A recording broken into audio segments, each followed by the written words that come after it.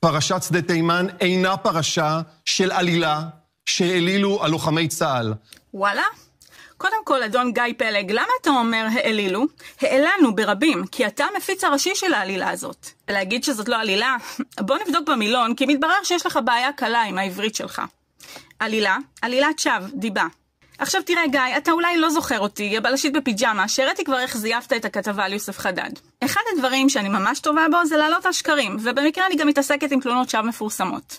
אז יאללה, שנתחיל להסביר לך שמה שעשית זאת לא רק עלילה, אלא תלונת שווא הגדולה ביותר בהיסטוריה של מדינת ישראל. פרשת שדה תימן היא לא פרשה של בידוי ראיות. בוא גיא, בוא נפתח מילון ביחד. בידוי, המצאת שקר. בידוי, בדותה, בדיעה, מכזב, סילוף שקר. אתה רוצה להגיד לי שלמרות שהוכח מעבר לכל ספק שהסרטון שהצגת היה ערוך בצורה מגמתית, כלומר, מזולף, שקרי, מומצא, זה לא בידוי ראיות? אחרי שהתגלה שהפצ"רית, חברה שלך הדליפה, אתה עוד מתייצב מול המצלמות ומשקר במצח נחושה ואומר... פרשת שדה תימן היא בראש ובראשונה.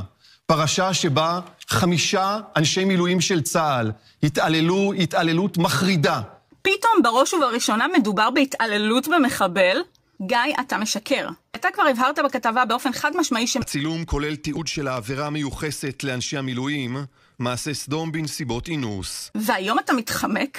בגלל שלא יכלו לקבוע אם זה נכנס לפי הטבעת או ליד פי הטבעת, הם לא רשמו בעבירות מין. גיא, אתה שקרן. בוא אני אזכיר לך מה אמרת בכתבה. הקביעה הרפואית חד משמעית. הפציעות נגרמו מהחדרה של חפץ. אתה הצגת עובדה רפואית שלא קיימת בחומר חקירה בתור אמת מוחלטת, בתור הוכחה ברורה, ובכך ייחסת מעשה מיני מזעזע לחיילים על לא אף ובכפם. בוא אני אסביר לך, אדון כתב לענייני משפט. אם אין פציעה שנגרמה מהחדרה לאיבר המין, משמע אין עבירת מין. ולא רק שאין עבירת אינוס, גם אין האשמה בניסיון לעבירה שכזאת. לא מדובר כאן על איזה ניסיון כזה שלא צלח. ואתה עוד המשכת וביססת את זה עם בדיקת פוליגרף, שגם שם דיברת על מעשה ועל תקיפה. ועכשיו אתה ממלמל לנו כאן על איזה חשש לא מבוסס לעבירות מין, כי הגורמים הרפואיים לא יכלו לזהות חדירה?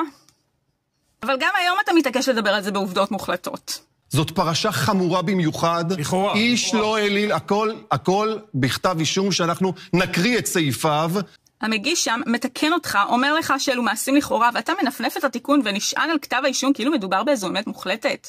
כשאתה גיא מספר סיפור שקרי, מגבה אותו בממצאים שלא קיימים ומציג אותו לציבור כאמת מוחלטת, זו כבר לא עוד כתבה שקרית. זו תלונת שווא ממוסדת. אני לא חוקרת במשטרה, אלא רק בלשית בפיג'מה, אבל אני יודעת דבר אחד. מישהו שמשקר בדבר אחד, הוא כנראה משקר גם על דברים אחרים. והגיע הזמן לחקור אותך עמוק עמוק במרתפי השב"כ, להתנער ממך כעיתונאי, כי אתה פשוט לא.